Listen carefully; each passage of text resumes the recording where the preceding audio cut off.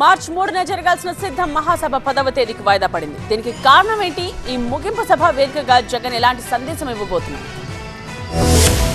బాపట్ల జిల్లా మేదరమెట్లలో వైసీపీ తలపెట్టిన సిద్ధం ముగింపు సభ మార్చి 10కి వాయిదా పడింది. సిద్ధం సభలకు ప్రజల నుంచి మంచి స్పందన వస్తోందన్నారు ఎంపీ విజయసాయిరెడ్డి. మేదరమెట్ల సభకొచ్చేందుకు ఇప్పటికే 7 లక్షల మందికి పైగా సంసిద్ధత తెలిపారన్నారు. మొత్తంగా 15 లక్షల మంది సభకొస్తారని అంచనా వేస్తున్నారు. సిద్ధం సభలోపై అన్ని సీట్లు ప్రకటిస్తామన్నారు. మేనిఫెస్టోపై కసరత్తు జరుగుతోంది. త్వరలోనే విడుదల చేస్తామన్నారు. ఎవరెవరితో పొత్తులు పెట్టుకున్నా ప్రజలు తమ వైపు ఉన్నారని ధీమా వ్యక్తం చేశారు విజయసాయిరెడ్డి. మార్చి 13 లేదా 14 తేదీల్లో ఎన్నికల ప్రకటన వచ్చే అవకాశం ఉంది. ఏప్రిల్ 2వ వారంలో ఎన్నికలు జరిగే అవకాశం ఉందని అంచనా వేశారు ఆయన. 3వ తారీఖున జరగాల్సింది బదులుగా మార్చి 10వ తారీఖున జరపాలనని పార్టీ నిర్ణయించుకోవడం జరిగింది. విజయం సాధిస్తామన్నటువంటి దృఢ నమ్మకంతో మేము ఈ యొక్క ఎన్నికలకు వెళ్తా ఉన్నాం.